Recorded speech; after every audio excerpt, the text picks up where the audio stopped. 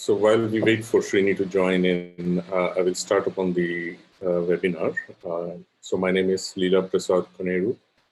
Um, I work as the Vice President of Product Development at Power School, and I'm also a realtor and a community service organizer and a volunteer.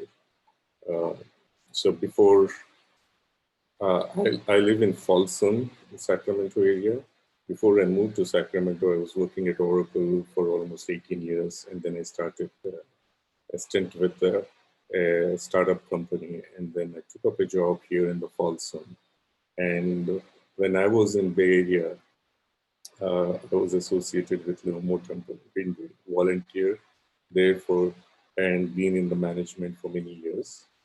So during my tenure there uh, uh, in Bay Area, I happened to have met with Sreeni, Prasad, and many other good folks over there. And so I wanted to introduce all of them to you and make use of their expertises in training. So once I moved to Folsom area, I have found a lot of time that is available for me, and I thought that I should be starting something, and I took the licensing for the realtor and been practicing upon a realtor over my weekends. So Sreeni is one of my good friends. He is a co-founder, managing principal, and CEO at Koneru. By education, he's a civil and transportation engineer. He did his MBA from Sloan School of Management, MIT. He lives in San Ramon, and he's an ardent supporter of Livermore Temple, and as well as he has a lot of passion about cricket. So he's a very good cricket player and all that. So he will be spending more than half of the time on today's webinar to go his experiences on how he started up as an investor and turned into a sponsor or developer of a multi-million-dollar investments in hospitality, real estate. So that's about our introduction, and today we'll be talking about the passive income investments. So before we go in, I want to read this disclaimer.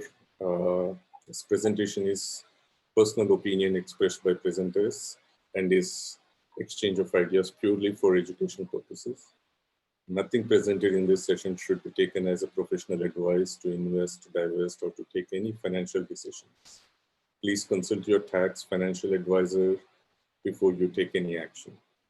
The webinar does not make any guarantee or other promise as to any results that may be obtained from the information contained in the seminar. No investor should make any investment decisions without first consulting his or her own financial advisor and conducting his or her own research and due diligence. The content contained on or made available through this seminar is intended as information sharing and education purposes only. It is not intended to and does not constitute legal advice or investment advice, and no professional client relationship is formed. The accuracy, completeness, adequacy, or currency of this content is not warranted or guaranteed. You use this information on the website or materials linked to this website in samasti.org at your own risk. By attending this webinar, you agree to a term of user agreement. Okay, so what are we going to do today? What is that we're going to cover here in the agenda? Why passive investment income is required? Why do we have to invest on real estate? What are the tax advantages in investing into real estate? There is an illustration that we want to give to show some of the tax advantages, and we'll talk briefly about different types of real estate investments and the phases of real estate investing.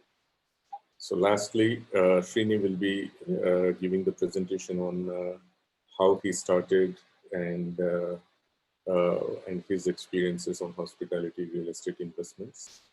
So I have about 20 slides, but I wanted to rush them as fast as I can because I want to give much of the time to Sreeni to present his presentation. So that would be more interesting, and you'll be learning a lot from his experience on that side. Okay, so we'll follow with questions at the end. So grow your net worth.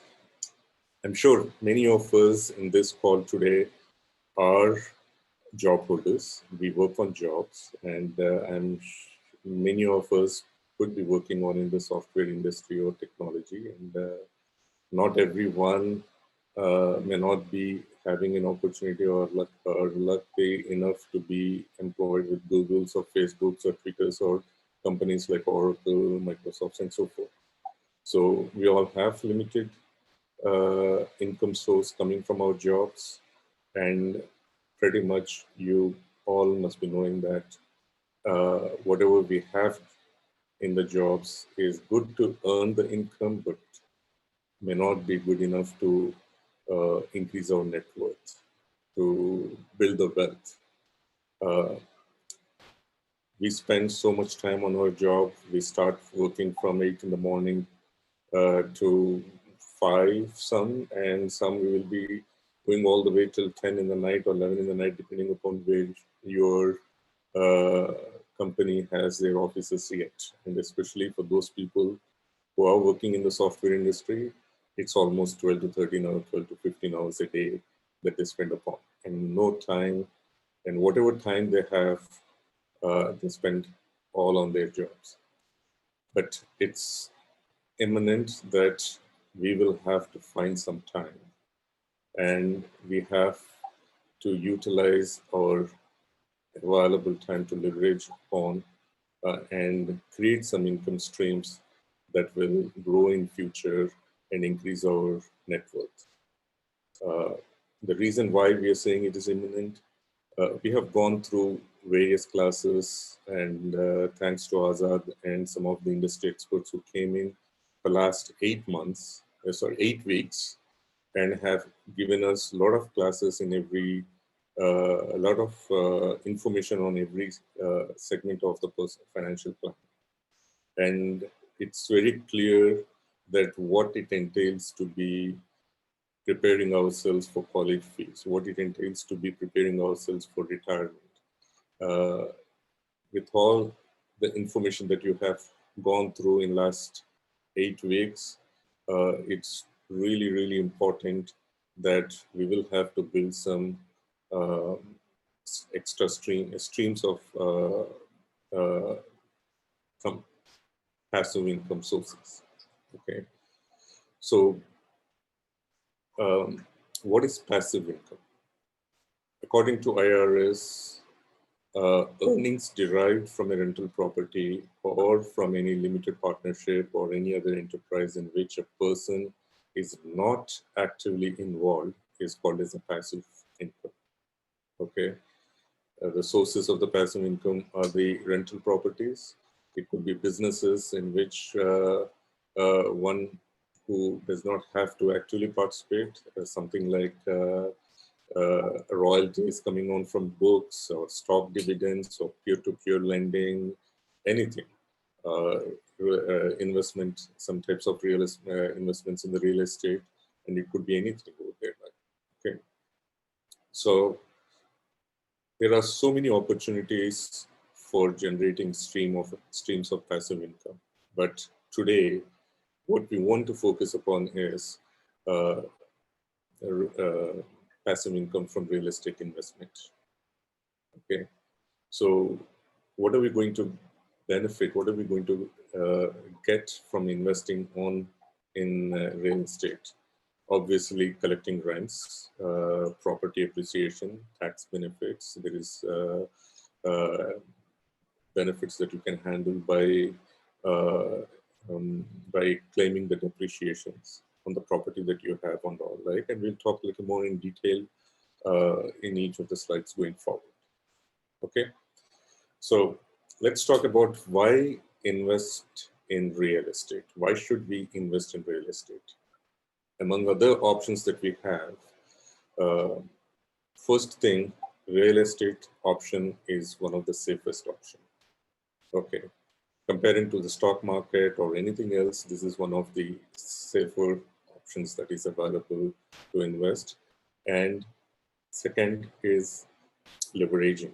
So you can stretch your investment dollars to multiple uh, opportunity, multiple properties. You can leverage upon whatever uh, um, uh, credit that you have upon, whether in terms of the dollars that you have, you can invest upon multiple properties. So you don't have to worry about um, uh, the inflation impacting your property value. It holds good uh, with the inflation rate, and we have seen, especially in the areas such as California, uh, we have seen the housing market has always been going up, except for few occasions, and then it bounced back, and it sustains its value even during the inflation period. Okay. And the last one, and the second one, and the next one would be is the tax exemptions. You can increase the profitability by taking advantage of all the tax exemptions that you can claim upon. Primarily, deductions. Uh, you can claim property tax, insurance, mortgage, management fees, property management fees, repairs, capital improvements. All those things can be taken on. And if you own a property by investing into an NLC or a C Corp or anything, so you can also uh, claim the legal and professional fees, business equipments, office space, everything can be claimed as a deduction over there. Okay. Besides claiming all the expenses as deductions, you can also count upon taking depreciation. Any property that you have invested and is being rented, and it is for passive income, you can claim depreciation on it. Any residential property, you have 27.5 years. In the commercial property, you can claim depreciation for 39 years. Okay. So one thing that you need to be aware is, it's very unfortunate that you can claim depreciation, but depreciation will have to be recaptured when you sell the property. And there are some means to uh, uh, get exemption upon the recaptures, or maybe benefit from the recaptured value by investing them on into 1031 exchanges or into some other vehicles which are provided where you can defer your taxes on them. Right?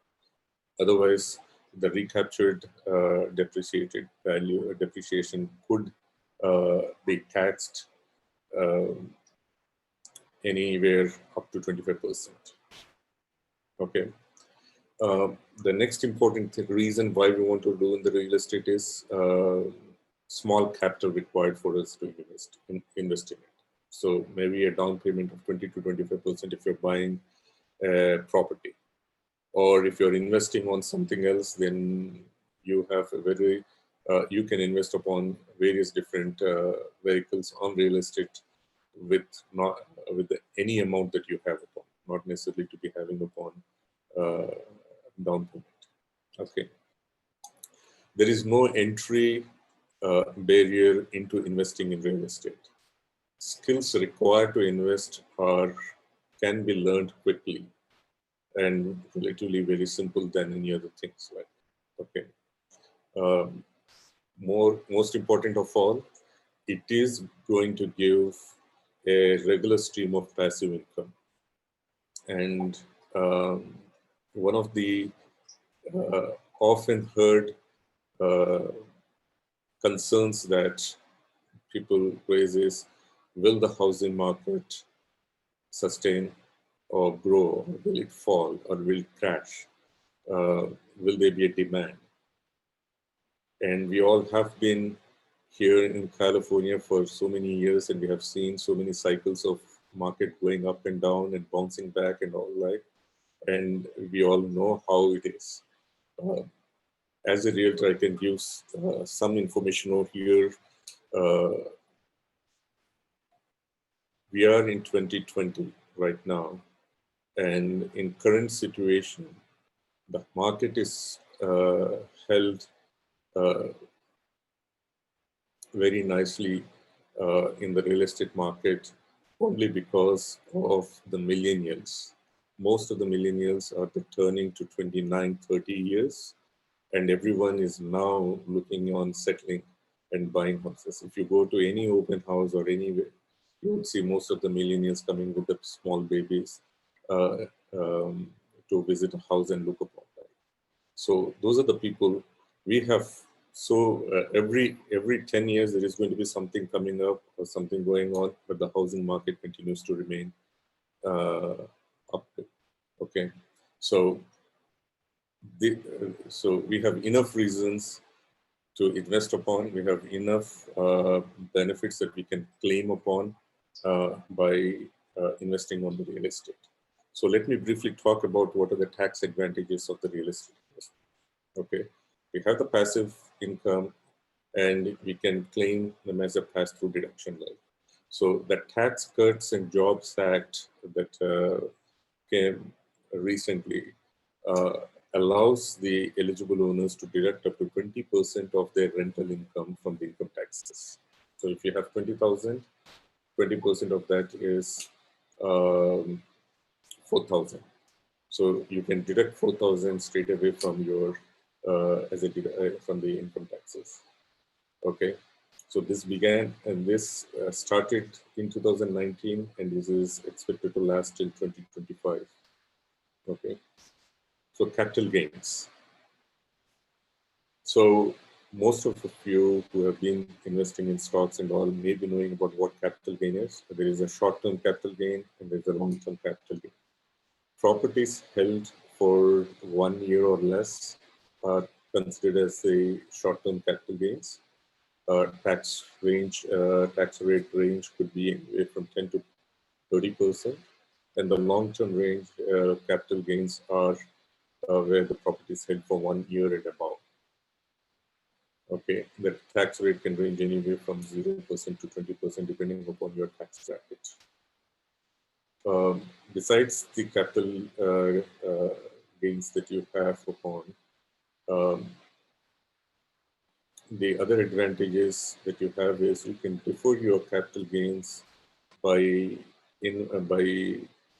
utilizing some tax deferred and tax free methods such as 1031 exchanges, which allows you to swap an investment property for a like kind of a property.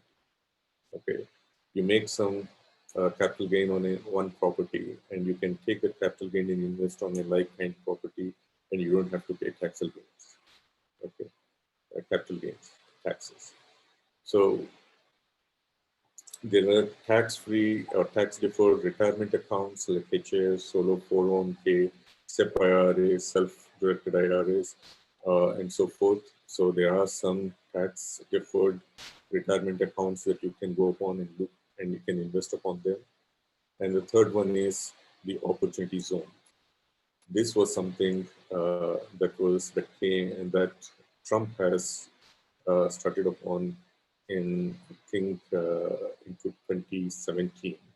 And this is going to be there up until 2026. And I'll talk briefly about in the next few slides about what tax opportunity zones are. This is primarily to allow investors to invest their capital gains on into opportunity zones uh, in distressed areas, primarily to improve the economic situation of those areas and create some jobs in those areas.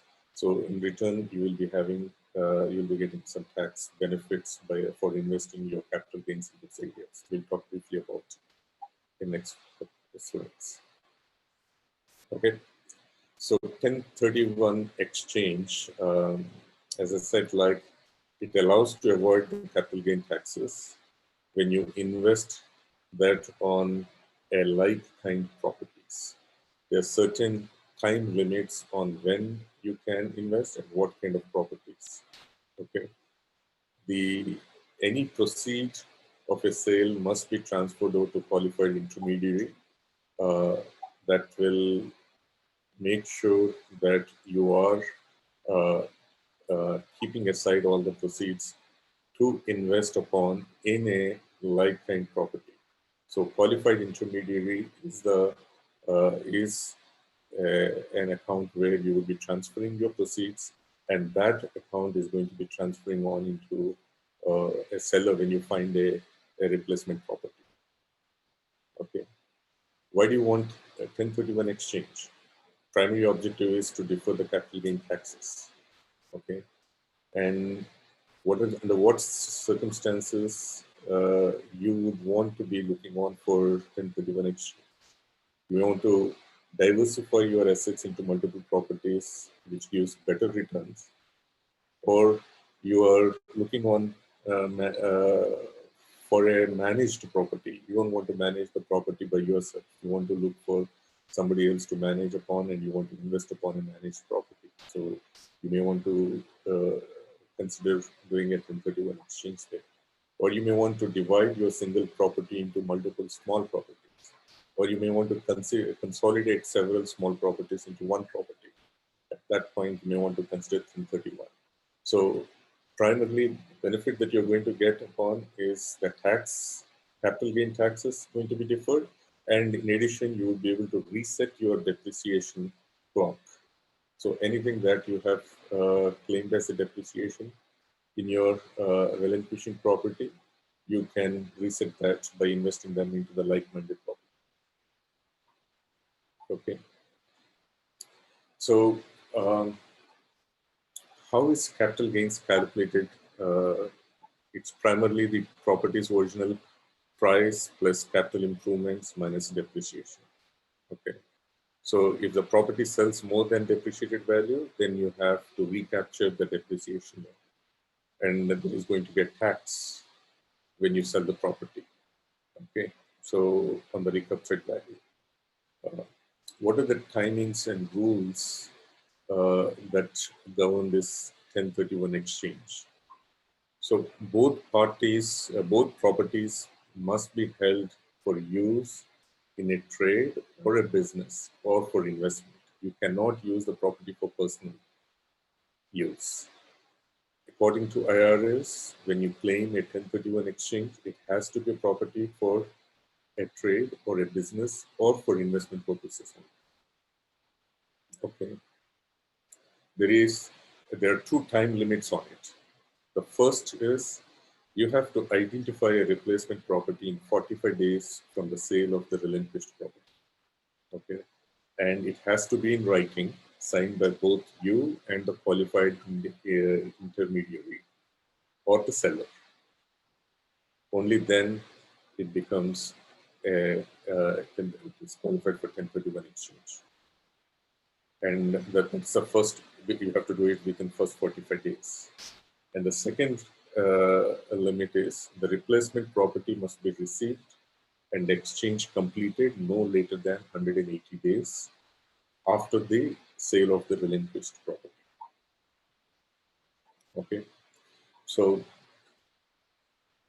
these are the time limits, and if you take control of the cash or proceeds from the exchange, then this will disqualify the like kind exchange, and all the gains that you have made, all the capital gains that you have made upon is immediately taxable on entire property. Okay.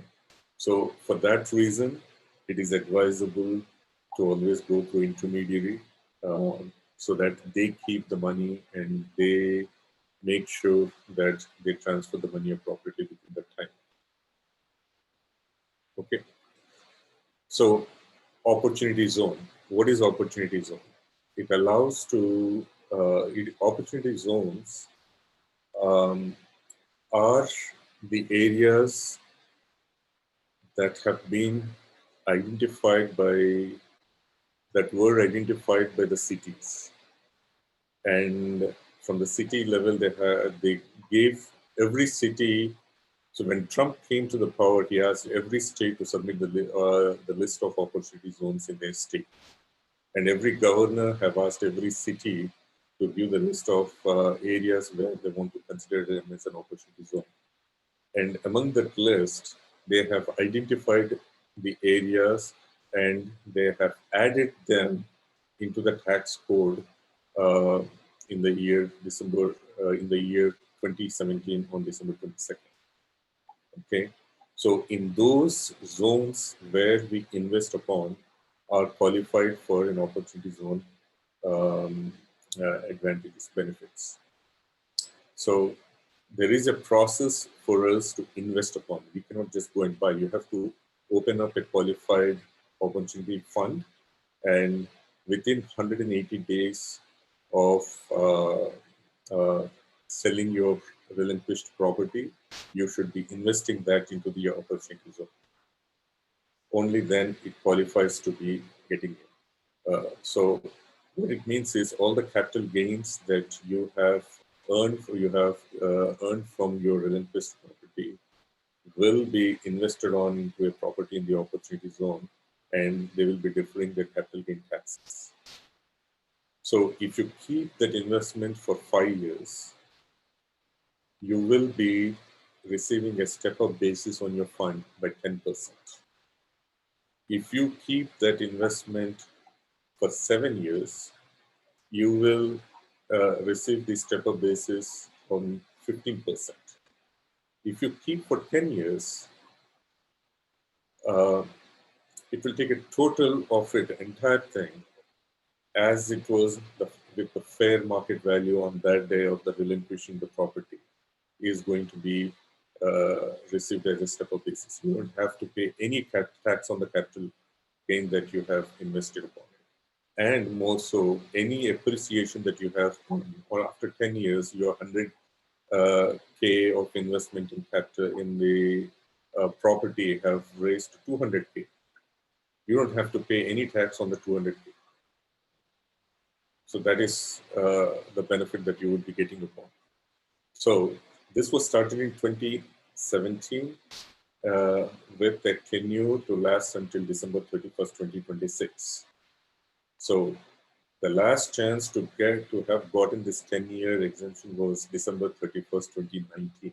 So we lost that opportunity. However, you still have the 5-year, 7-year benefits that you can get upon to get the tax breaks and the capital gains that you have earned by investing in the opportunity zones. Okay, so this is a brief illustration on real estate tax advantages. Let's take an example over here. Like if you purchase a rental property for 150K, okay, you're putting a down payment of 20%, 30,000 is your down payment, and the property is rented out, and you were expected to get about 16,000 rental income from that property. Your annual expenses including the insurance, mortgage, whatever you are doing on all those things included, let's assume it is 13,000. Okay.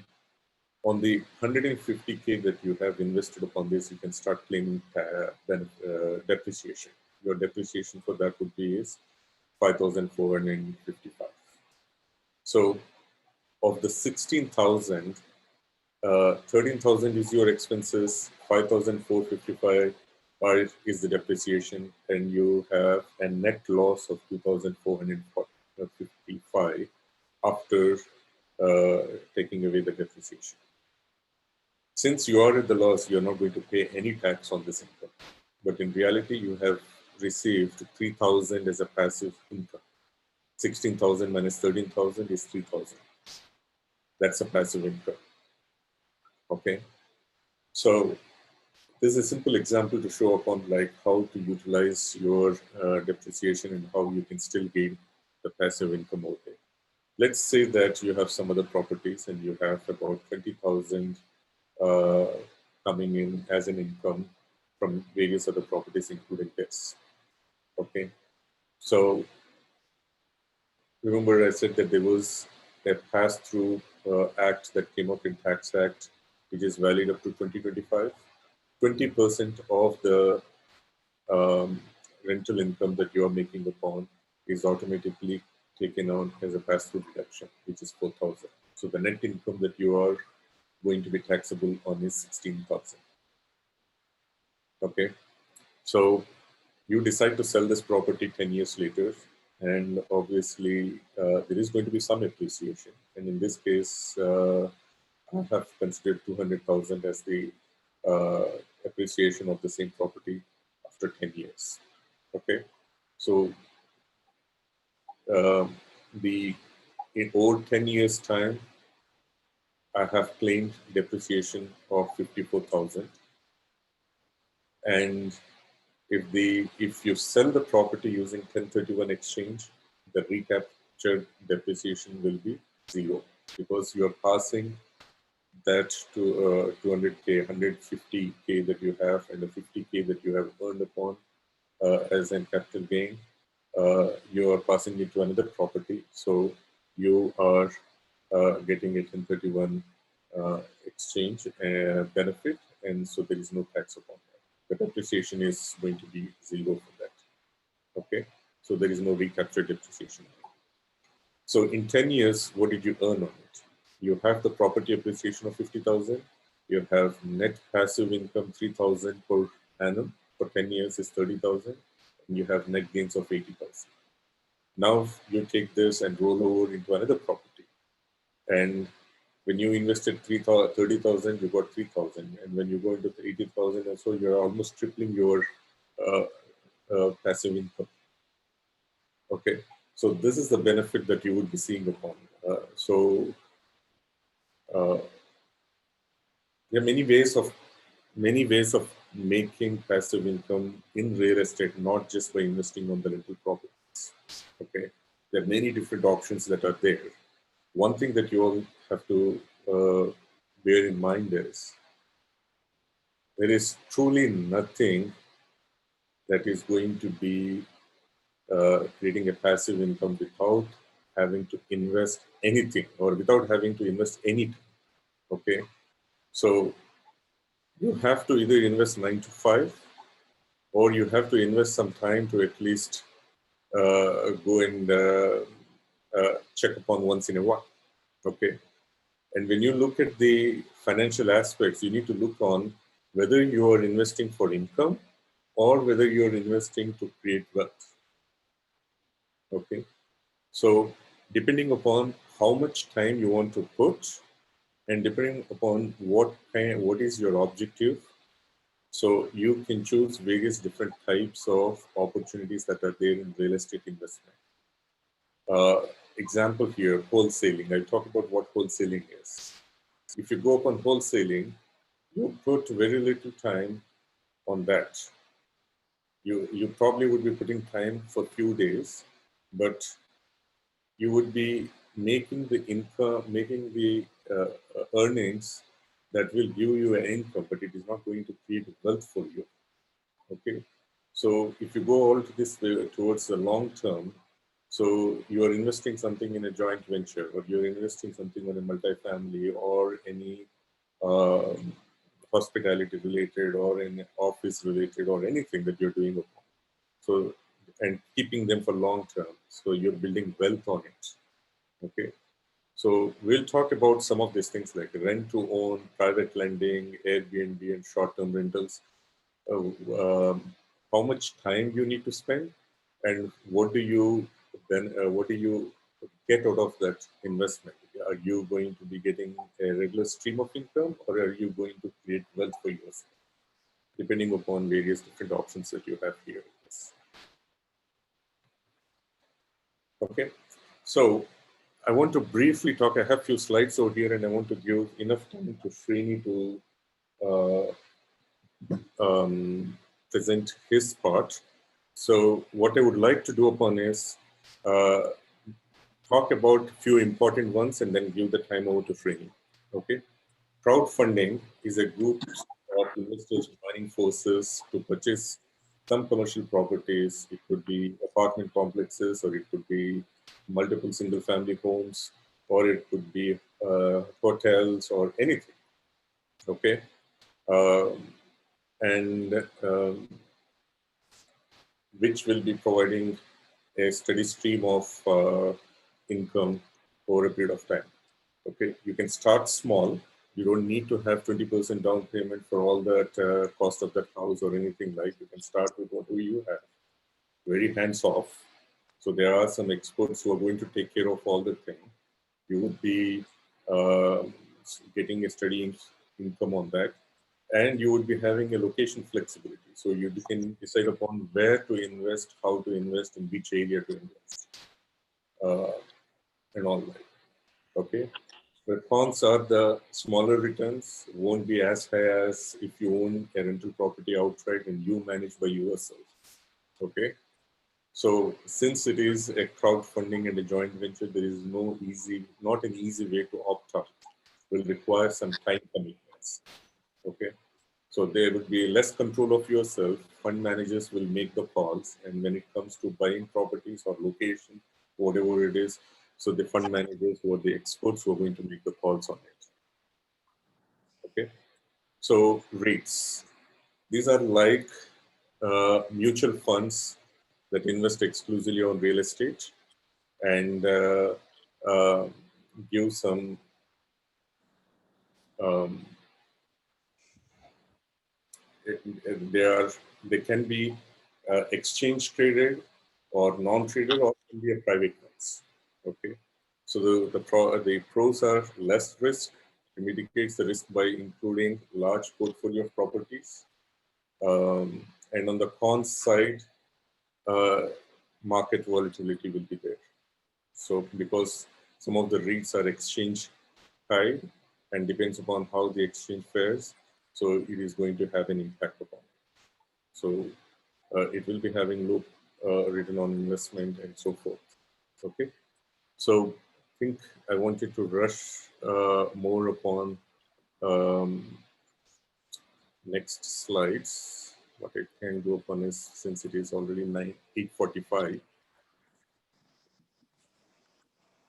I will pass the slides to all of you. Okay, one thing that I wanted to uh, um, close upon this is phases of real estate investing. Okay, why we need to know the phases, why is it important? The Depending upon which phase of the real estate you are, your decisions, your investing journey is going to depend on the decisions you're going to make upon. Okay, in the building phase, you have the higher leverage, you have very low cash flow and equity, and you're learning the business, you're learning your business to build, and you're looking for mentors, and you're hiring some team, and you're doing all the things. Right? So a lot of learning is going to happen during the building phase. Okay, and in the growth phase, that's where you have come to a state where your debts are going to be reduced, and your equity is going to be increasing upon, and you are in a state that you can capitalize, on the equity through refinancing or selling the assets and all of the things. Right. And uh, once after you have been on the property for 10 years or so and you have built the wealth, then you would be in a different phase. Okay. Your mortgage is almost below 50% of the property, and you are having lots of equity on your, and you have a lot of cash flow coming in, and you have a lot of leverage that you can uh, uh, do at this phase of time to invest more upon various other things and all that. So with that, what I would like to do upon is to hand over to Sreeni. And Sreeni is a good friend of mine who started into the real estate investment, uh, uh, I think around 2012, 2012, I guess, and 2015. 2015, yeah. So he will give very good presentation on how his journey has been from the beginning until now. And I welcome Sreeni to take over and present it. So I can stop sharing here, and Sreeni, you can. Yeah, thank you, Leela. Let me try and get my screen up here. If I may just take a second or so. You all are able to see the screen? Just Yes. about. Just give it a second. Yeah. Yep. I'm gonna put this in. Okay. First of all, I wanted to thank Azad and Leela for pulling together this meeting. It looks like they've done a great job in putting a series of meetings and giving you folks, different perspectives on different topics. As Leela said, Leela has been a great friend of mine for a long time, and he came to me and said, he's doing this seminar, and had asked me to share my story a little bit. Just a quick disclaimer: I'm not here to sell any product or anything like that, but I just wanted to just share my experiences in terms of my own investment and how I actually became a partner in a real estate firm and so on. I think Leela provided a fantastic overview, a very broad overview in terms of the real estate. It definitely covered a lot of the topics. What I'm going to do is do a little bit of a deep dive specifically in the hospitality real estate market, okay? Because that is really where my focus is. Just to provide some background about myself, I'm Sreeni Malireddy. Um, my profession, I'm a management consultant. My main business is actually running a strategy consulting firm. I have a firm that I founded in 2005. It's been 15 years. It's called Intour. We basically provide advisory, strategy type of consulting around capital productivity, capital efficiencies, and organizational advancement. So I spend a lot of my time in that. But at the same time, we also started this firm, which is on the real estate side in 2015. So I spend about 30 to 40% on this side. Okay, just to give you some background on that. I'm going to go through having some issues here. Okay, just to set some context. Sreeni, just a second. Yes. You don't need to rush at 9 o'clock. We have time till 9:30. So Okay. I want to cover as comprehensively as possible, and then Okay. whatever time is left for question answers, that's fine.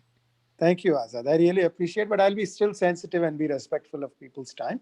I'll try to cover as, and if I'm rushing, anyone, please feel free to stop me. Um, the slide really talks about how I began my journey. As I said, I started into a management consulting firm in 2005. And right around 2012, 7 years into my firm, I really did not have any sort of investments outside of my firm. All of my income was derived pretty much solely from the firm that I work with, and I was looking for some opportunities, just like many of you. I'm not sure where you are in terms of your ages and your investment, paths at this point in time. But I was around 42, 43 at that time, about 7, 8 years ago. Really did not know anything about real estate, zero knowledge, did not know where to start, how to start. So at that time, what I did was I approached a very close friend of mine who had done quite a bit of work in the real estate space, and had asked him for some advice and says, how do I sort of get into this? So he introduced me to the hospitality industry. He had invested in hospitality, crowd-funded kind of projects for a long time.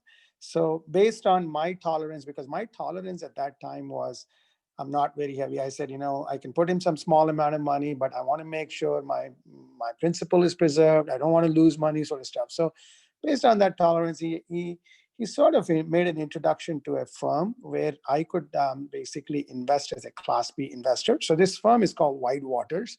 What they did was basically had for the last 30 years or so, they have been developing hotels, and they're all ground up hotels. And as they develop it, they actually offer equity opportunities for Class B investors like us, like any one of you and me, where we can go in and buy in a share for anywhere from $50,000 to $60,000, $70,000. And in return, what they promise is they promise you about 8 to 10% return, okay, on an annual basis. And they do those distributions on a quarterly basis. So technically, if I put in $100,000, I was getting about $8,000 to $10,000 on an annual basis. And the beauty of it was they were distributing it on a quarterly basis. So at the end of every quarter, when the hotel finishes up its work, they finish the financials and so on. So I saw that taste of that sort of in 2012 was the first time I invested in a hotel in South Jordan in Utah. And I tasted a little bit with them. I invested in 2 hotels, right around $50,000, $60,000, and I was getting about 8,000. Then I felt like this seemed like a good model. It's very passive. I don't have to do anything. All I did was just put in. I don't provide any guarantees, so it sounded like a nice opportunity for me. So then I felt like I was, as I said, my kids were in high school, and my goal was, in about 4 years or so from 2012, when my kid comes to school, I'm in college, I felt like maybe if I could ramp up that investment a little bit more, what if I am able to get about $40,000, $50,000 per year to sort of fund my college, my kids' education. So that's really in 2012 and 13 and maybe early 14. What I did is I bumped up my investments close enough to about $500,000.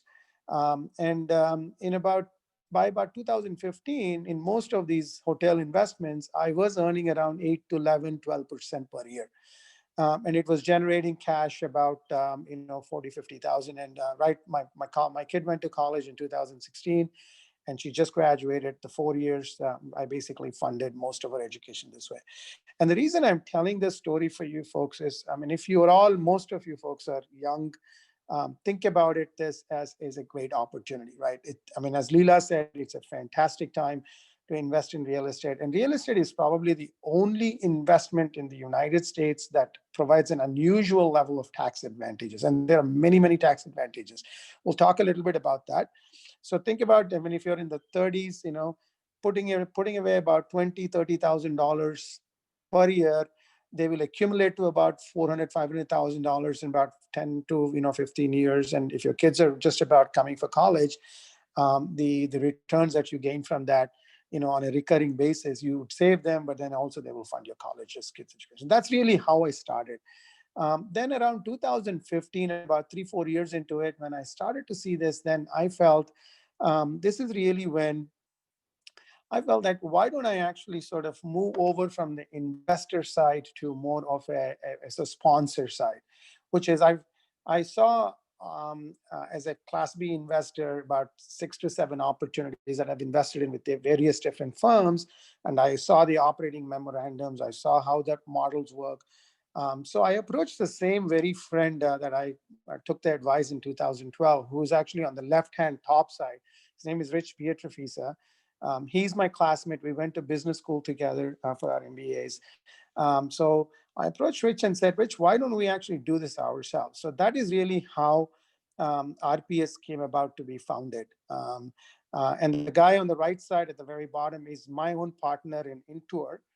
He obviously came along with me. And Peter Murphy is Rich's brother-in-law. The 4 of us kind of came together. And the reason we did this is primarily to invest our own money and family capital to basically, generate cash flow and long-term capital appreciation. So we wanted to put the 4 of our money in investments so we can get regular cash flow on an annual basis. But at the end of the day, I know after 5 or 10 years, when we exit out of our investments, then it gives us appreciation. Okay, that was really how we kind of started this. I want to talk a little bit about your perspective, right? What I have at the very bottom is if you are coming in exploring anything like this, right, there are 2 sort of risks from your point of view that you should look at, right? The first is what I would call as a sponsor risk or an operator risk, which is essentially somebody like us, right? Because there are thousands and thousands of crowd-funded projects like what we are doing, and thousands of actors are out there. Just like any business, there are, very good actors, there are very bad actors. There are also some people who actually stay in the middle. Okay. So it's very important for you all to understand the sponsor risk. Who are these people? Do they have the history of developing these kind of projects? Are they trustworthy? That kind of stuff. What is their investment philosophy? Do they have a strategy? Which we will talk a little bit about our own story, and I will convert that into how you should look at it. And then the other type of risk is the market risk. A lot of times people come to us when we are rolling out a particular project. They ask us, can you guarantee us, the returns on this project? I'll be very, very honest that nobody else, if someone is guaranteeing you returns, then they're actually lying, because there's no guarantee on anything. It's just like the stock market, right? I think as long as the sponsors are good people, they have a good project on hand, they're approaching it with the right philosophy, you can be assured that the project will give you some return. But you cannot really bet on the market risk. A classic market risk is like the COVID situation we have, right? I mean, we are now being made aware of some risks that we have never ever seen, never been exposed to. Something like that comes into effect. No matter how good the sponsors are, that investment is going to take some hit, whether it's an economic downturn or something in the market and so on. So you have to be prepared to accept that sort of the market risk, okay? But really focus on the people side of the sponsors itself, okay? What is RPS? Our firm, again, I'll speak it in your context. We, as I said, specialize in hospitality assets, and we are an asset manager. What that means is we either buy a hotel asset or we build a hotel asset from ground up, and we operate it with ourselves, with our own money, and also with our friends and family capital. Friends and family would be like Class B investors, right? That anybody can come and invest with us. We typically focus with tier one hotel chains, primarily with Marriott and Hilton. We have really not done any work with Hyatt, and obviously Starwood is now part of Marriott. So I would say our focus is very much with Marriott and Hilton. We have about 3 hotels in our portfolio. In the last 5 years, we've acquired about 3 of them. So we are operating 3, and we are in the process of actually building 2 ground up projects right now. Both of them are Marriott's, one in Syracuse and one in Virginia. So the total portfolio size is about $80 to $100 million is what we have under our books on this one. Okay. What this slide is a little bit about why we like to invest in these kind of assets, right? The first point I would talk to you about is limited service hotels. If you think about the hospitality market, that hospitality market can be segmented into sort of like 3 very broad levels. Again, there are many segmentation levels, but I would say the 3. The top one is what is called as a full service and as luxury service market. The second one is what is called as a limited service market, which is really where we focus.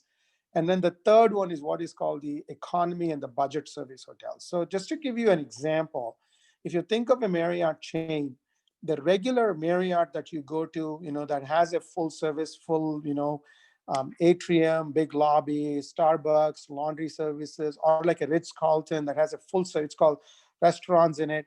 That's what is called a full service hotel, okay? The hotels that you see in Marriott, like what is called Courtyard and Spring Hill Suites, Residence Inn, these are all called extended stay or limited service hotels. And then there is a level beneath that in the Marriott chain. Like if you step down to sort of like a town place suites and so on, they're like more economy place. Again, all of these different segments have different levels of services, different sizes. A full Marriott would have like 300 to 500 rooms. The limited service is really more like 100 to 150. Sweet spot is somewhere there, and so on. We decided to focus on the limited service because that is the middle market, and that is probably the segment of the hotel industry that is more resilient to any kind of economic swings. So whenever there's a market swings ups and downs, the market is not doing well, the first segment that gets hit is the top level segment.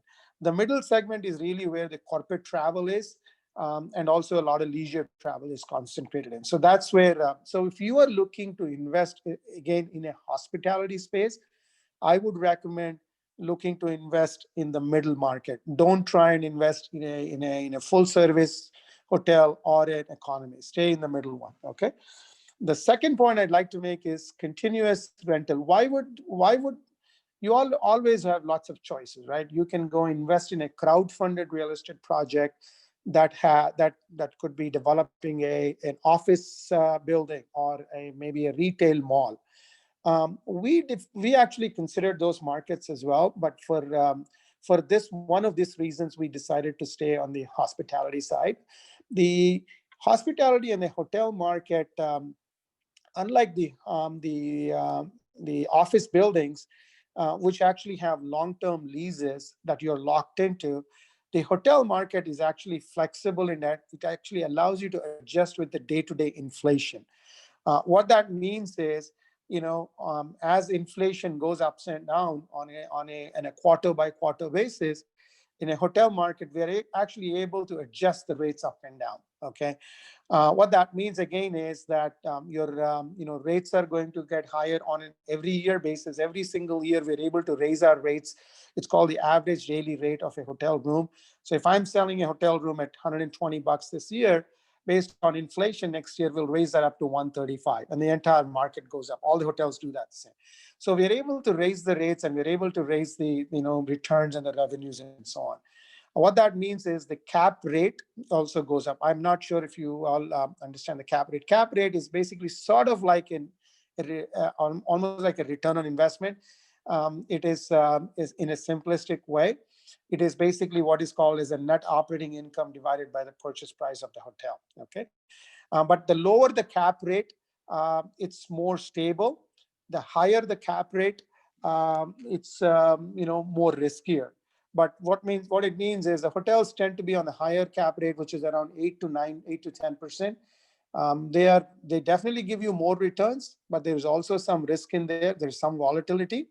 Whereas on the lower cap rates of like the office buildings as well as the retail markets, they are more around 4 to 5% cap rate, but they tend to be much more steady. So you can kind of compare them, sort of like, maybe a good analogy is like they're like the bond market where you're expecting a lower return, but the hotel market is more like a stock market, it's got a little bit of a volatility sort of stuff. Okay, so that's why we like to invest in return hotels.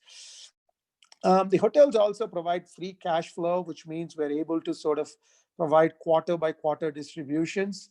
And usually the returns range anywhere from 8 to 12% on an annual basis, and an equity multiplier of 2.5. What that means is, if you invest in a hospitality hotel property, let's say $100,000, and if you keep that investment and take the cash flows year over year, at the end of the day, after 10 years of taking cash and the distribution that you would get at the end of 10 years when the hotel is exited out, the total amount of investment, the total amount of return you would get is about $250,000. So that's what is called the multiplier is 2.5. So $100,000 would return you $250, which means an approximate average IRR is about 15% because you're making about 150%. Okay, and I would also get these questions a lot of the times. Why should I put 100K in a real estate market when compared to I can put it into a stock market and I could probably get about 30 or 40%, right? I would always tell people that you should never look at this as one versus the other, right? Sort of like in lieu of the other. They're apples and oranges investment, and for that very reason, you want to keep them completely separate. You should be investing in the real estate market, and at the same time, you should also be investing in the stock market. They are completely two different paths of investments. Okay, the other aspects are more related to our investment philosophy. It wouldn't matter from your perspective, so I'll skip this slide. Okay, and I'm having Sorry, I'm having some issue here. Okay. Um, okay. Again, what do you look for in an optimal? So let's say you're looking to invest in a hospitality asset, and typically what happens is somebody like us, like an RPS, would say, if you are interested, Leela, then I would go ahead and send you my offering deck, right? So we typically put together an offering deck that has the project details. It has all of the information in it in terms of the investments, and there'll be a pro forma. It'll tell you about potential distributions and all of that stuff, right? A typical mistake that a lot of investors make, in my opinion, is they usually go and jump straight to the financials part of it. And they start to focus now on, okay, if I put $100,000, what would I get in return? Okay. I always tell the investors that are coming and joining us not to focus so much on the financials. Absolutely, it's an important dimension. You have to look at it, but you have to definitely do the necessary due diligence about that particular project. And in most cases, that information is available in the offering deck. It's really unfortunate. Most of our investors kind of just bypass through that information very quickly. And here are some of the things that you will look for, okay? You want to look at that project from a location perspective. So if I'm putting in a hotel, right, and let's say in Tampa, okay, you want to look at where is this project located in Tampa? Is it an urban location? Does it have good access, good visibility? What is the competition like? And you have to look at the history of the hotel.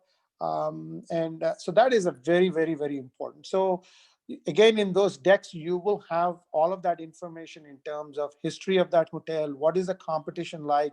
When I talk about competition, for example, if you're seeing a hotel that's being built in, let's say, in an area that has a lot of available land in that area, like in Tampa, we're building a hotel in about 5 mile vicinity. Let's say there is a lot of open land. What that means is there is a possibility in the future for another hotel to come up. That's what is called as a barrier for entry.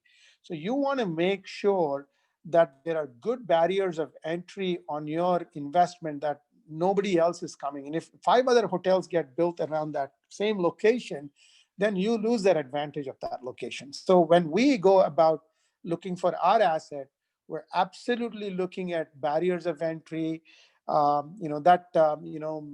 business friendliness and the competition and all that sort of stuff. Then another one is as demand drivers, right? Because a hotel is all about, who's going to come, what are the drivers that are going to demand, right? When there's corporate travel, are there a lot of corporate offices that drive the demand? Are there like any kind of um, um, um, entertainment center? Like, for example, we have a hotel in Tampa.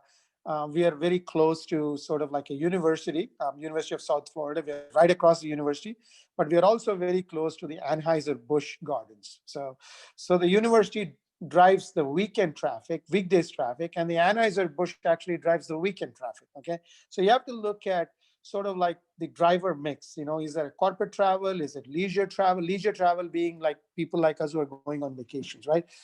Weekday travel, weekend travel. You got to look at all of that stuff, and you want to make sure that the sponsor who is developing this project has a good strategy on that point. Okay, and I'll give you a small example. So you don't want to invest in a project, for example, that has good demand drivers, seems like today, but those demand drivers could go away after you invest in that project. And a great example of that would be, like, for example, in the Tampa project, as I said, we are by the university, right?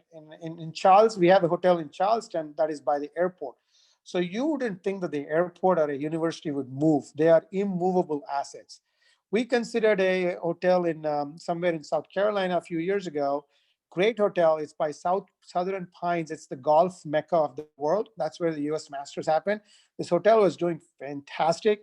We almost made the offer. And then when we started to do our due diligence, we found out that in addition to some of the golf traffic, a lot of the traffic was coming to that hotel from the Air Force Base. Okay. And there was a good possibility that the Air Force base could close down, right? So you don't want a demand driver that potentially could close, or it could move from there to another location. So you have to be very, very careful in terms of picking your investment in an asset that has immovable demand drivers. Okay.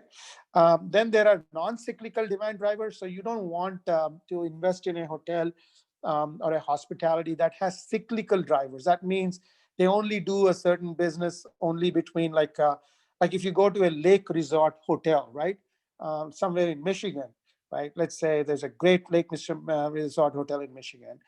And that hotel would do very, very well during the summer, but they usually have to shut down between the winter time, like the 4 or 5 months. So you don't want that. So we at least go and pick hotels that do not have these nonsense. We are looking for round the year, 12 months round the year kind of demand drivers. Okay. You also look at the asset age, especially if you're buying a hotel, not building a hotel. You want to look at the asset age, the constructability. Is it a wooden plank kind of a construction, or is it a concrete building? All of those things matter. Okay. And the reason I spent some time on this is because, again, to emphasize the point about you all doing the necessary due diligence about the project more than the financials. You should focus on the financials, but that comes later. Okay. Couple of other things. This is again our philosophy of how we look. We basically examine 10 to 12 deals at a time. In every month, we're looking at least 2 or 3. Sometimes we don't get a deal for a 6 month. You can tell by our history has not been that great. In about 5 years, our original vision was we wanted to get to a portfolio of about 8 to 10 hotels, but we really did not. We could not. We only did 3. What that meant is it's just like the real estate market in the housing side. You go and bid, we lose. We lost a lot of deals. And I think it's a good thing because when our philosophy is we wanted to be conservative in our investment. So that is something you want to look in your sponsor, right? Whoever is sort of like giving you an offering memorandum, you want to look at the sponsor and how is their investment philosophy? Do they go after and win a lot of projects and do a lot of projects where they run out of bandwidth? So in our case, we are very conservative. We win 1 in 10. So our record speaks for it. We only have 3 hotels and we have 2 more. So about 5 hotels. So we are about half of what we wanted to be in about 5 years or so. We typically do our investments from a 5 to 10 year horizon. If we buy a hotel, we try to keep it for 10 years. And I'll get into that in just a second. And the reason for that is you want cash flows, and also there is depreciation and all of that, which we'll get into. And if we do a build project, which is from the ground up, then typically we try to hold that hotel for about 5 years. So if we buy a hotel, we try to do a 10-year deal. But if we do a development deal, then it's more of a 5-year deal. Okay. That is something that you also want to think from your mind. Some people are not very comfortable investing $100K or $200K and keep it in investment for about 10 years, depending on where they are in their investment life cycle. But some people are comfortable with 5 years. So it all depends on you want to pick those. So that's another dimension you want to look at. Okay. So here are sort of like 2 asset acquisitions. So this is how we go about doing our projects. Remember I mentioned to you that we have about 5 projects under our portfolio. 3 of them are bought. We bought one in 2015. We bought one in early 2018. We also bought one in late 2018. 2 Marriotts and 1 Hilton. And then we are actually building 2 of them, and both of them are 2 Marriott properties. Okay. So technically we have about 4 Marriott properties and 1 Hilton. So the philosophy on the buy side is we're always, and this is how you should look at it, right? I mean, what is the what is the sponsor trying to do? When we basically buy, we are buying an asset where we really can do value creation, right? If you're buying a hotel, let's say for $15 million, and if we're going to hold for $10 million, it has to make financial sense for us, right? So there has to be a way for us to do value creation. So typically we basically buy a hotel that is sort of undermanaged or or at a point where they are required to do a renovation. One thing in the hotel industry is it's just like the cars that you have, right? If you buy a Honda, every 5 years their models change. It's the same Honda, but it looks different. Honda Accord, it looks a little different. Features are changed every 5 to 6 years. Same in the same manner, these branded hotels like the Marriotts and Hiltons, what they do is to franchise owners like us, to as a requirement of keeping the franchise, we are required to do what is called as a forever young initiative. What that means is every 6 years, the hotels come up with new brand standards. So Marriott actually updates their brand standards every 5 to 6 years, and Hilton the same way, Hyatt the same way. And when they change their brand standard, the look and feel of the hotel completely changes. Of course, the rooms structurally, you can't change the design inside, but the cosmetic side of how it looks outside, the lobby has to be changed. They change the furniture, they change the colors, they change the bedding, everything changes every 5 to 6 years. So we are required every 6 years to go ahead and put in about, on a 14, $15 million hotel, somewhere in the order of about $2 to $3 million to do a brand upgrade. So what we do is we try to buy a hotel that is just up for that renovation, okay, which is undermanaged and up for renovation. And then we come in, we buy it, and we do the renovation immediately within about a year or so. We upbrand it and reposition it. We put strong management in it, and we start to ramp up the returns, the performance of the hotel, and that is really how we start to create the value. So, and I'll show you an example on the hotel like we did in Virginia, how we started to ramp up in terms of basically when we upgrade the hotel, we are able to raise our rates. The rooms, the occupancies have gone up. Obviously, all of that translated to better returns and stuff like that. Okay, and the build model is basically a far better returning model. Obviously, it has a lot of risk because it is a ground up project. Now you're basically having to wait for that project for 2 years. In that 2 years of investment, you're not going to earn any money. Okay. In the buy model, since we are buying an existing operating hotel, if you put money in this project, typically you will start to earn your returns pretty much within the first quarter of your investment itself. Okay, so let's say we bought the hotel in like December 31st or January 1st. We're running the hotel exactly as it is with our management.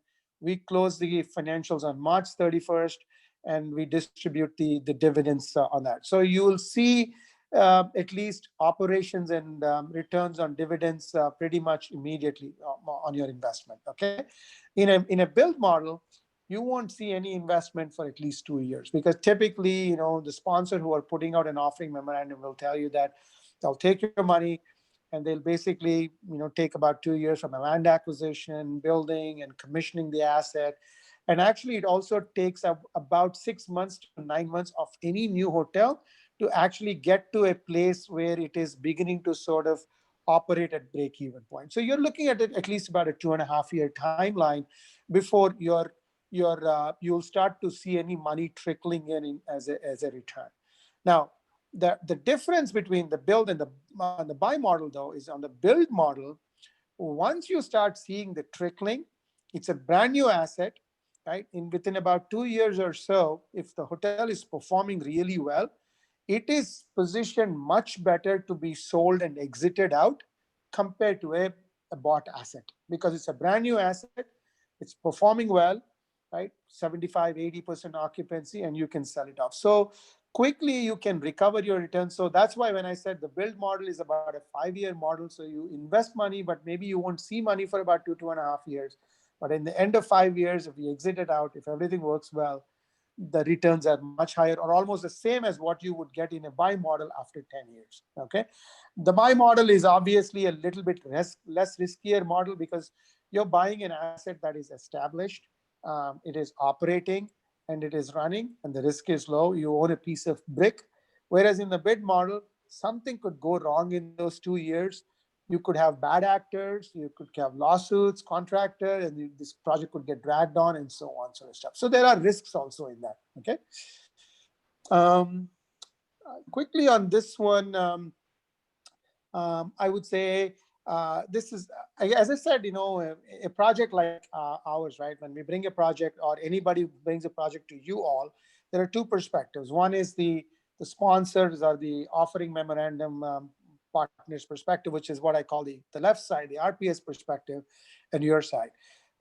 Typically, um, we as sponsors actually take the full responsibility and the guarantee of the project. Okay, so we actually are the folks who are guaranteeing the bank loans. We are called the Class A investors, and the investors who are people like you are coming in to invest would be Class B investors, Class A and Class B. So Class A would actually guarantee the investment. I mean, the bank loan. We would actually own the franchisee on our names, RPS name. We would actually own the asset on our name. But you folks would be as investors, as Class B investors, completely passive. But the benefit of that is also there is no risk.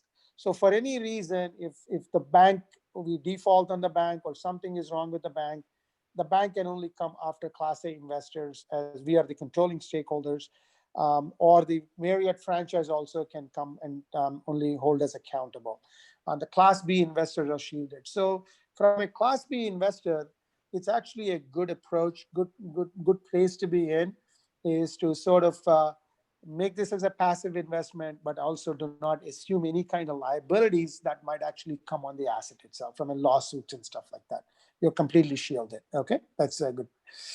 The other main point I'd like to make here is one thing from your perspective that you should look at is you should always look when you get an offering memorandum or when you're exploring an opportunity, make sure or understand what is the role of the sponsor in terms of the sponsor's financial commitment. What I mean by that is, let me walk you through an example.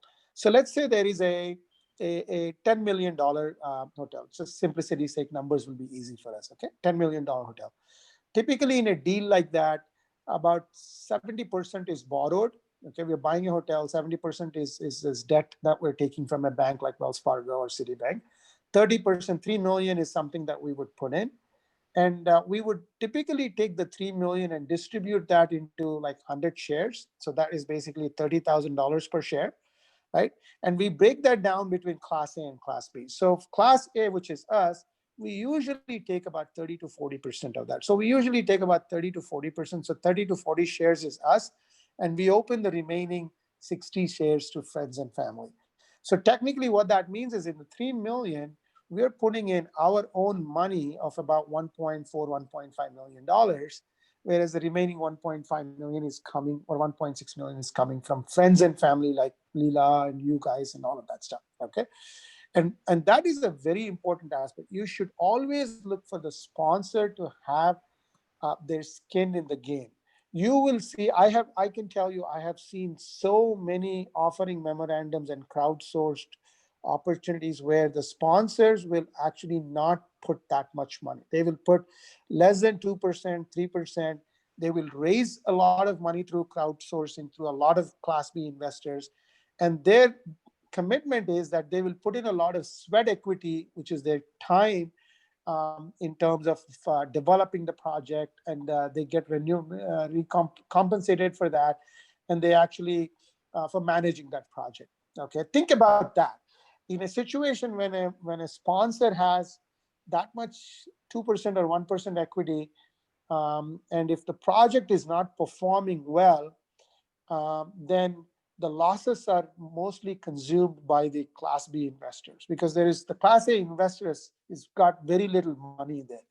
In a deal like what we do, or many other people do like us also, but what I'm trying just to give you as an example, in our deal, when we put 30 to 40%, the majority of the chunk of that equity is coming from RPS. So we are fully vested into this project because it's our own money, and we want to make sure that we want that project to be very successful. If that project goes south, then we as sponsors are the group which is most hit. Okay, so I think that's an important aspect that you should look at, is to make sure that that the sponsor's equity is a big enough chunk and they have got good skin in the game. Okay, always look at that when you're looking at that. Okay. I think I don't know how much time we have, Azad. I can wrap it up in about 10 more minutes. Yeah, you can take that. No problem. Okay, just want to be respectful. So this is the typical investment structure that you would see in any kind of a crowdsourced sort of a real estate model, whether it is a mall or a office building, typical one. Typically, let's say in our case, we are developing a Marriott. So this is where we keep the Marriott property and the license. And okay, this is an entity that we will register. Okay, it'll be called Hotel Acquisitions LLC or something that will own the building, that will own the franchise from Marriott or Hilton. Okay, then we have another entity that we would basically create. It's called the Partnership LLC, and we invest as Class A. We invest about, as I said, 30 to 40% into this. This is that $3 million that I was talking about. Okay, and then this is where the Class B investors would come in to complete that 3 million equity. Obviously, there is a 7 million debt also that is coming in here. Okay, in the $10 million example. Okay, and the beauty of this system is this is what is called as a bankruptcy protect model. Okay, if for any reason, if something goes wrong where we as sponsors became bad boys, right? It's called the Bad Boys Act. Okay, we were unethical. We did some illegal stuff that we're not supposed to do. What happens is basically this is where the relationship gets cut off. As long as we did not do any bad boy acts, right? If for any reason there was some other reason that the hotel has gone bad or we have to file for bankruptcy, the bankruptcy will cut off right here. It won't even enter into this relationship. Basically, the bank in a bankruptcy situation, they will basically, the property itself becomes the recourse. It's called the recourse and the non-recourse, and we're all protected from here. So that's an important aspect for us as well, because we also as sponsors want to protect our assets, our personal wealth that we've been able to accumulate, and we don't want anything that happens here to come down here and then kind of come down here, even though we are providing the guarantees. However, though, if we become illegal and if we do something, they can always come after us. It's what is called as a bad boy guarantees. We have to sign what is called as a non-recourse loan, but still we sign up for Bad Boys Act, which means if we perform anything bad, then they can come after us. Okay, but absolutely nothing on the Class B investors. Okay, there's nobody can come after them because they're completely protected in a structure like this. And how does this work? I think I talked to this a little bit about it, so I can skip about it. It's a $20 million deal, 70% debt, 30% usually. 14 million we borrow, 6 million. So we divide that by 100 shares. So it's about $60,000 a share. And what we typically do is, as Class A, we invest about 40% of the 6 million, which is about 2.4 million. And we raise through friends and family, or what we call as a crowdsourcing, for people to come and invest in multiples of 60,000. Some people will do a $60,000 share. Some people will be 200. Some people will do 120s and stuff like that. Okay, but typically a minimum share value will be about 60 to 50. In the hospitality industry, I will tell you that any kind of a hotel asset that is like a Marriott and a Hilton asset sort of stuff, you would typically not see anything less than 50,000 per share, because usually those assets are anywhere from 15 to 20,000, 25,000. But they can also go to, again, I'm talking about limited hotels, right? Limited hotels in smaller markets. You buy a Courtyard in a New York City, that'll be like $50 million, right? So again, this is sort of what fits to our model. Okay, skin in the game, I think I talked about it. Make sure when you're evaluating an investment that the sponsor's equity is a big chunk of equity is in that. Otherwise, don't buy into it. Okay. Here is a simple sample we put together how a cash flow deal works. We actually call it the cash flow deal. A cash flow deal is basically for a buy model. So this is using a 100K investment. So if someone invests, let's say 2020 right now, in a hotel that we bought, we typically promise them somewhere around 8 to 12% return year over year. So first year, we usually say about 8 to 9,000, which is about 9% in this case. Second year, 9.5%, 10%, 10.5%, and so on. So this is basically the number. The green bar is basically the returns that you see on an annual basis individually. And the yellow bar is basically the cumulative bear. So what this tells you is the reason why I told you, remember I told you the 10-year deal when we do a buy situation, if you put the $100,000, you can see if the hotel is performing as expected and as sold in the offering memorandum, with all of the assumptions being good, then technically you should earn that $100,000 pretty much by year 8 or 9. Okay, like in this case, year 9 kind of a thing, right? You are getting base, and these are distributed on an annual basis, but at a quarterly level. So the 9,000 is distributed at 2,250 or something like that per quarter. Okay. The good thing is that you're seeing cash. And again, there will be some quarters you have to be prepared that maybe there won't be any returns, right? I will be the honest broker here by telling you that you will not see 50 quarters of, same return. Some quarters you might actually get 14%. Some quarters you may get 0%. But in general, you'll get about 8 to 9%. Okay, unless there is a COVID situation. The COVID situation now has thrown all the hotels off, so we don't expect to see any returns to our investors on our hotels the next year. Okay, at least for the next 12 months or so, because we are now just trying, because the occupancies are so down. Okay, but for the last 5 years, this model has worked very, very well. And what happens in the 9th year is we prepare to exit out. And this jump that you're getting is basically the distribution that you're getting for your share that you have owned. So we basically, let's say we had this hotel at 17 million or 18 million dollars. And then or $20 million, let's say $14 million is debt, right? In 10 years, think about it. We would have paid that debt down from 14 million to maybe like 12 million, 11 million. We would have usually paid about $2.5, $3 million, because these debt is amortized over 30 years, but we won't be able to pay it off in 10 years. We would only pay about, say, 2.5, 3 million. So that is one piece of saving we have. And then the second thing that you get is when we sell the hotel, we will sell it probably at 20 million or so. So now you always have the debt that you have paid off, and then the 3 million. So about $5 million that you are able to sort of distribute back to the investors. So that is where you get some additional money at the sale, and you see the 100K becomes the 250 or 240 or the 250K. This is what is called the equity multiplier. So in this case, the equity multiplier is what is called as a 2.45. Okay. And if you think about an IRR, again, at a very gross level, there is a very detailed calculation of IRR, but at a gross level, you've gained about, an investor gained about $140,000 or $141,000 on a 10-year. So that's simplistically it's about 14% return on year over year. Okay. Which is a pretty decent return. Even if you get 10 to 11%, it is a very decent return. Assuming that you're in a very steady mode and you're not doing the stock market volatile kind of thing, right? Okay. And there are other things that I didn't talk about it. There are also depreciation. Leela talked about it. I want to give you a small example. Okay.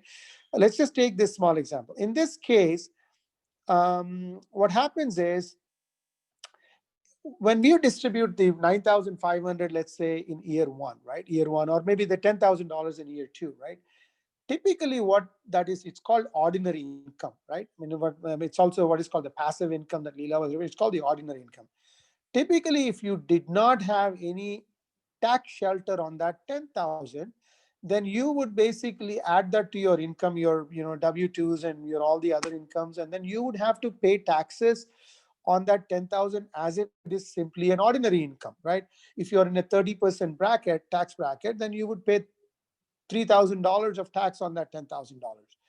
But beauty of these real estate investments is especially in the hospitality market. Remember, I mentioned to you that we have to do these renovations in the 10-year life cycle. It's possible that if we did a renovation right here, we might have to do another renovation right here. Okay, so it's very possible that we would spend about $4, $5, $6 million in keeping the asset to the brand standards. In doing so, all of that money is actually depreciated. Okay, so what that means is when we depreciate the asset, we are able to pass that back to the investor. So when you get a $10,000 return, at the end of the year, you get a K1 that also defines, $10,000 to $12,000 to your share of depreciation. So when you depreciate, let's say $10,000 to $10,000 of depreciation, now you did not pay a penny of taxes. Okay, you've saved the taxes. That's the first benefit. Okay, so you're not paying. But at the same time, Leela also mentioned that you are basically at the very end, you have to pay, the depreciation is recaptured back. But the beauty of that is here in this case, while you would have paid the ordinary income, at your tax bracket of 20, 25, 30% or 35%. Now that depreciated amount, which is part of the sale money, converts into what is called as a capital gains money, right?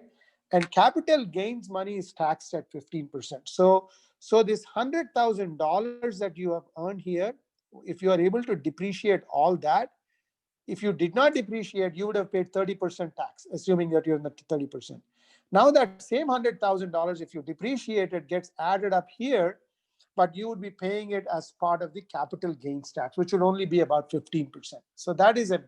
So basically, real estate actually converts, with the depreciation model, converts your ordinary income into capital gains income, which basically means you will pay a lot more, lesser taxes itself. Okay, that is something that you want to think about. Very, very. So when I say, really $10,000 of return, you're thinking it's 10%. Technically, it's not 10% because if you had paid the taxes, you would have earned about 7%. Now you're not paying taxes, right? So it's leverage, and so it's a little bit more than 10%. Okay. This is very similar chart. I won't spend a lot of time on it. The only difference in the build model is you can see that if you put the money here at 0.0, you will not earn any money until year 2. Okay. The distributions on this are start late, 2.5 years. Anything can happen here. That is a risk that you will have to be ready to take in a build project. But the reward on this side is if you're able to stay and the performance of the hotel is good for 2.5 years. And when you sell this, it's a brand new asset. It's 2.5, 3-year-old asset. It'll command a lot of premium, and it will sell for a lot more money than what we are able to sell in the buy model. Okay, so you can see that the 239,000, same level of investment, you can pretty much get to a multiplier of about 2.5 on a build model as well, and in a shorter period of time. But again, not everyone has the appetite to be able to sort of put money in a project and wait for 2 years, not knowing how it's going, and so on, sort of stuff. Okay, but again, that is where you have to really go back to the sponsor. Who are the sponsors? Are these people good people, trustworthy? Don't focus on the market risk. You can't control. We can't control. Nobody can control that. The president can't control it. It's what is under control is really the sponsors, who are the people behind. That is the most important part. And then the project characteristics. Remember, I told you location, movable drivers, all that kind of stuff. You got to look into it. Don't jump into an investment just somebody told you that it's going to get 8%. Okay, you got to do your due diligence. Again, I'm pretty much wrapping it up here. This is just a snapshot of the courtyard that we bought. This is our cheapest hotel that we bought. We bought it for about $9.75 million in 2015. We did a renovation close to $3 million. $13 million is basically what we spent. And basically, deal structure is this. We completed, and basically we are performing well on this one. So just to give you an example how we create value, this is the hotel we bought. It's important. Please watch these pictures. These are the rooms. They look very different. I'll show you some pictures right after this, how we converted this. This is the lobby. You can see how dated it is. This is the gym room, like, which is really looking very old. So you buy something like this that kind of looks a little dilapidated, a little old, and underperforming, and we do this turnaround sort of stuff. So this is the lobby in 2016. We converted this. We built this beautiful lobby, creates a great social atmosphere for people to come down. There's a bar there. There's a small, sort of like a kitchen there. They can eat sandwiches, watch TV. Basically makes it a lot more attractive, right? This is the gym. If you remember, the gym was like this. It was really pretty bad. It also had a swimming pool. So what we did is we found that nobody was really using the swimming pool. The usage was not there. So we actually eliminated the swimming pool. So we took the swimming pool space and the old gym space and basically converted into a beautiful gym, okay? With new equipment, expansive, looks beautiful. So this is where people spend a lot of time than going into the swimming pool. Yes, swimming pool is attractive, maybe for some kids and so on, but people like this sort of, gym, music and that kind of act. There's a lot of classes in here and stuff. And this is, you can see the old one. This is how our old rooms looked. And you can see our bathrooms are almost brand new. This is how the new rooms look. And this is what I meant by, remember I mentioned to you that Marriott actually changes the brand standards. So this was the brand standard that we had to change. And if you look at the old room, right? The old standards before we bought the hotel were this. There's nothing wrong with these standards. Those were the standards of Marriott. But it was about time where that hotel had to actually upgrade to a new brand standard. So this was called the Gen 6 standard. And this is the current standard. If you go to any courtyard, this is how the rooms look like. They have changed everything. They've changed the wallpaper. They've changed the curtain. They've changed the case goods. The case goods are basically the beds, and they've changed these desks and, computer desks and televisions and everything, right? So the whole inside look completely changes, even though the room is exactly the same dimension, because you can't change the room dimension, right? It's concrete constructed kind of thing. So this is how you start to actually create value, get higher occupancy, higher rates, and so on, so stuff. And this is what is called as a star report.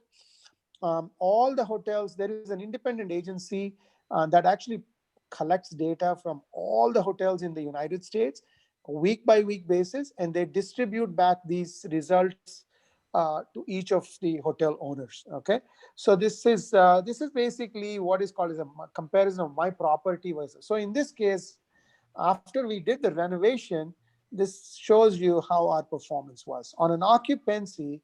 Across all of these intervals, our hotel has performed in terms of the occupancy about at an index rate of 110. What that means is, compared to all the surrounding hotels that we have in that area in Lynchburg, West Virginia, we are doing 10% better than any of our rest of our competition. Okay, so we are so much more ahead. And same thing on ADR. ADR basically is the average daily rate. We're about 2 to 3% higher than, charging more than anybody else in the market. And RevPAR is basically a metric we use in it. It's called the revenue per average occupied room. There we were basically at 15 to 20%. Okay, so you can see that by creating value, you're able to sort of improve the performance, which translates back into finance. So these are the kind of things that you all have to look for very carefully in those offering memorandums. What is the sponsor telling you? Because a lot of people will promise you, like we do. We also promise, okay, believe it or not, we also promise. But how much of our promise turns into real action and real results is really a difficult thing.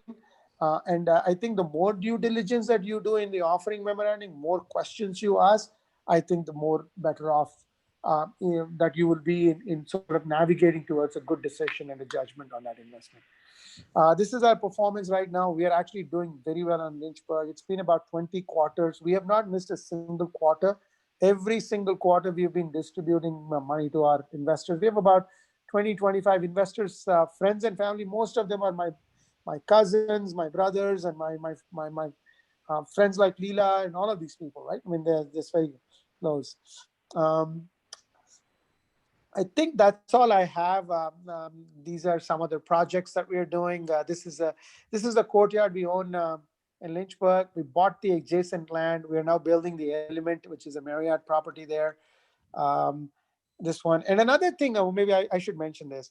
If you're looking at sort of investing in a new development, let's say, okay, also look at what kind of construction techniques and modern techniques that the promoter is actually using, because um, the construction industry is the worst industry in terms of change orders and delays on construction projects. Okay, for the last several centuries, it is the worst industry. Contractors, as you all know, they squeeze through you. The specs are not good, and so on. So in those 2 years, when you invest, as I said, right, the first 2 years when they're doing the construction, the project can get out of a $20 million project can go out of size and become a $25 million project or 24 million. Even though Class B investors sometimes are not going to cough up for that incremental cost, Class A investors have to put that money because they are guaranteeing the project. And so in our case, if that delay, we have to put that $2 or $3 million.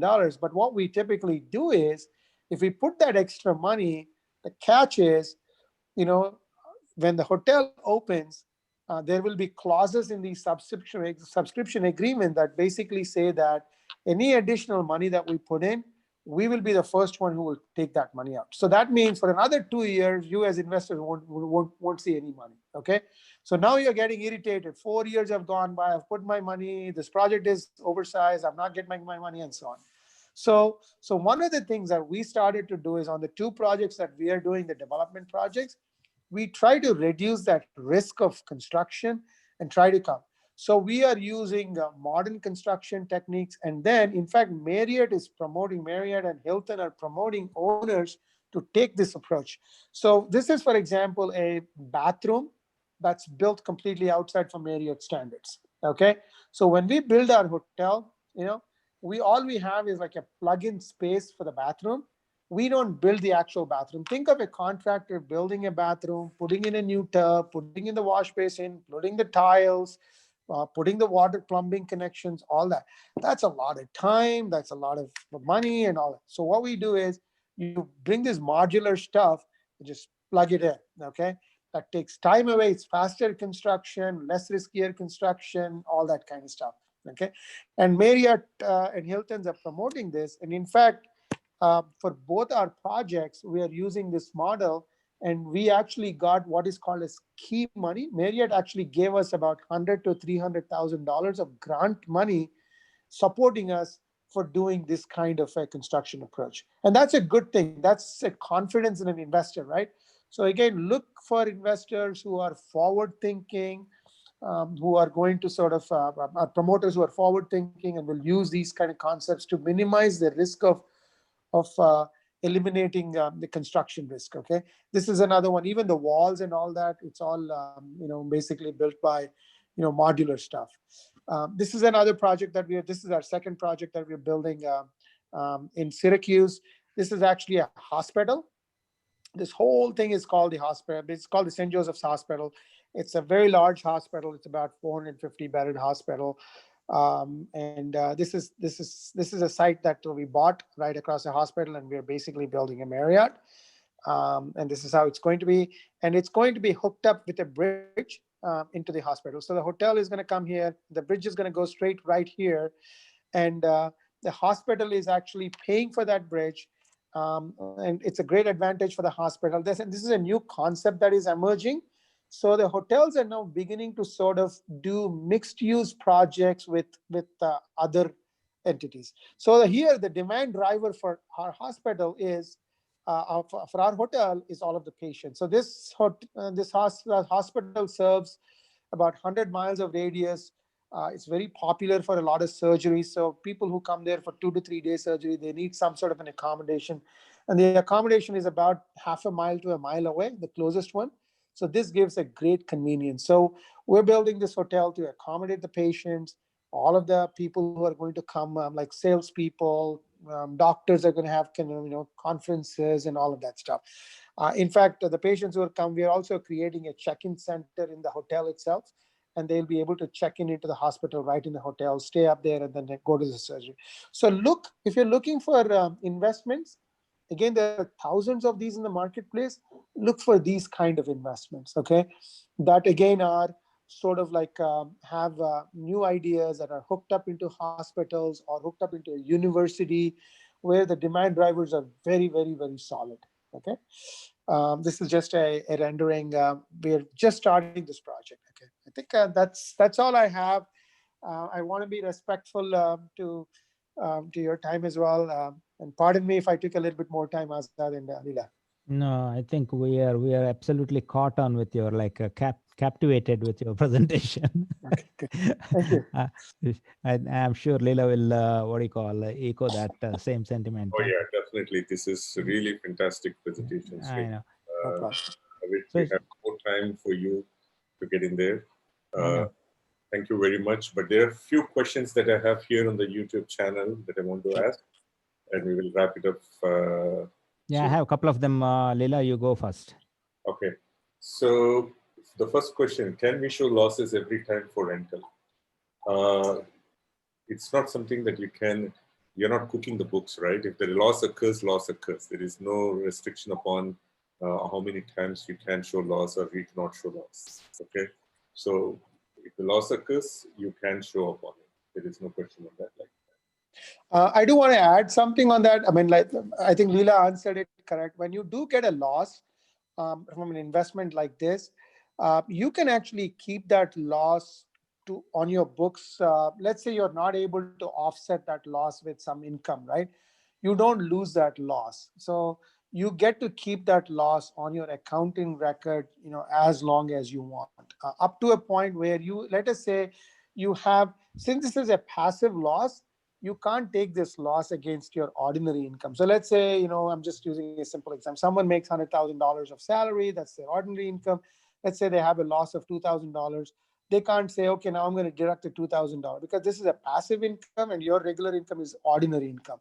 So you can offset a passive loss against a passive income. So sometime down the road, when you have passive income somewhere, let's say on a rental operator, you can definitely use this passive loss at any point in time. So you don't lose the passive loss, and it stays with you. The second question is how to find good crowd funds. Okay.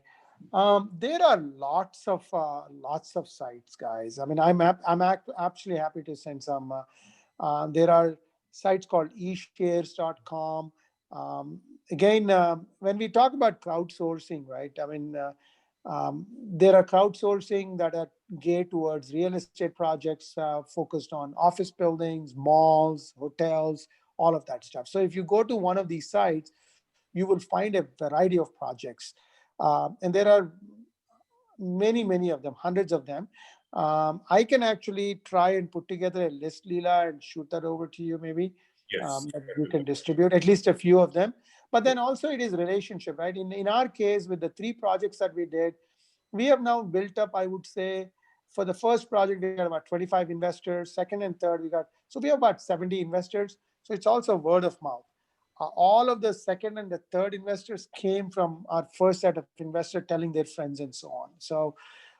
So yeah, just talk to friends and learn a little bit from how they are investing and kind of thing. But there are a lot of sites, but I would also be a little bit more cautionary from general public sites because you don't know the sponsors.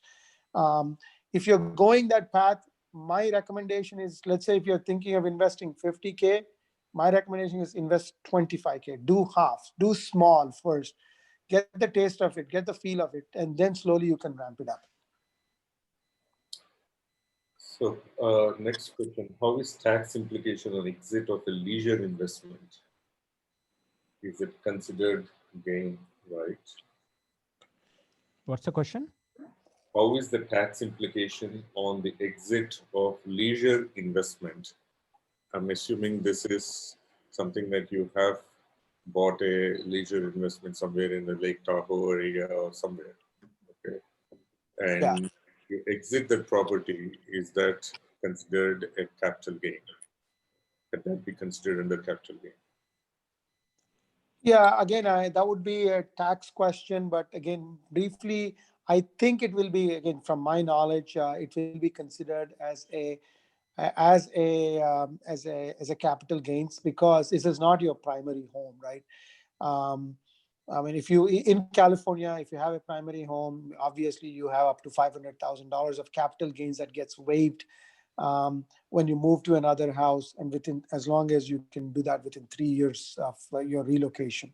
So I think if, Yeah. if the property is used, the capital gain is considered only when your property is used.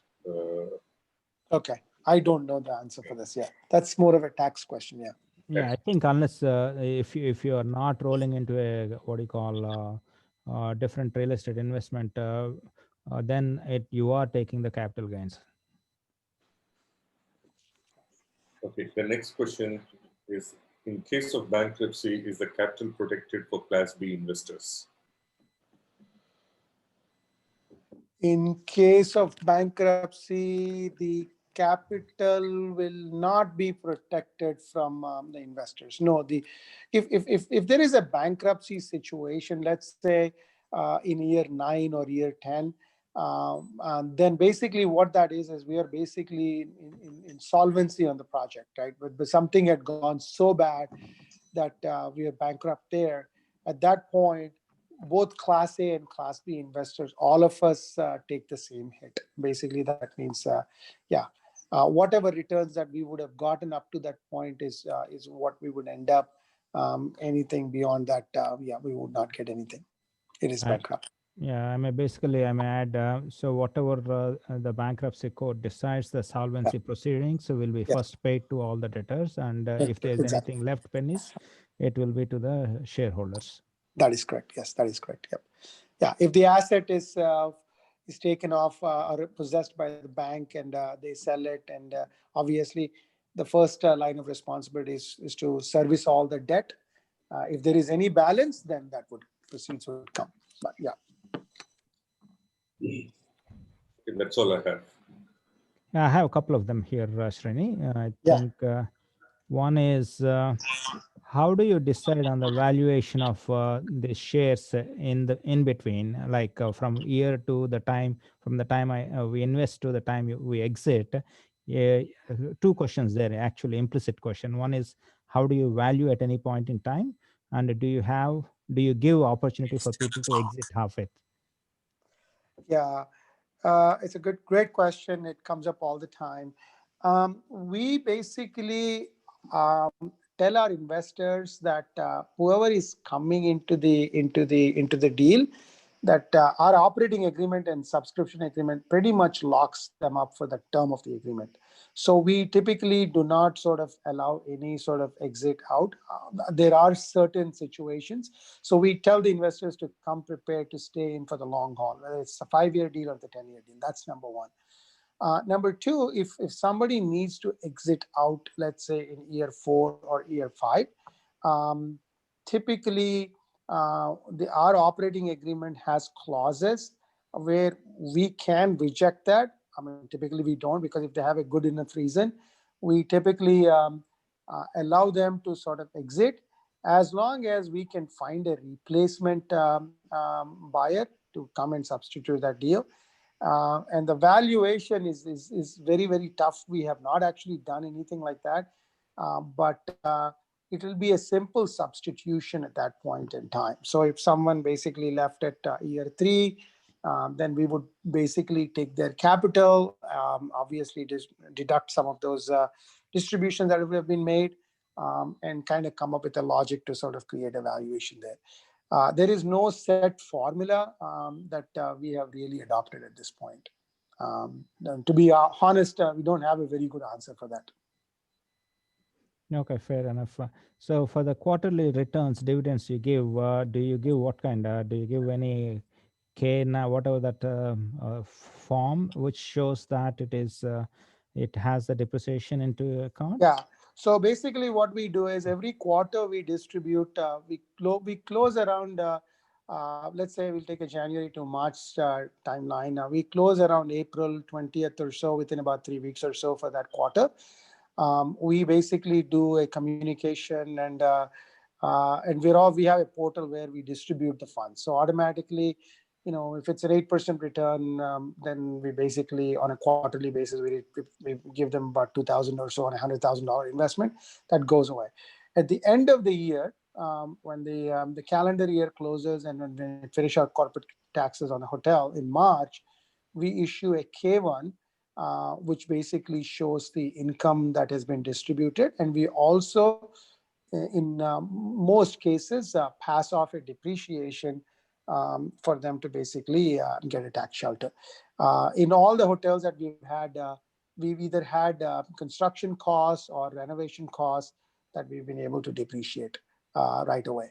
Maybe not for the first 6 months or so, but after that, they'll get the depreciation on a K1.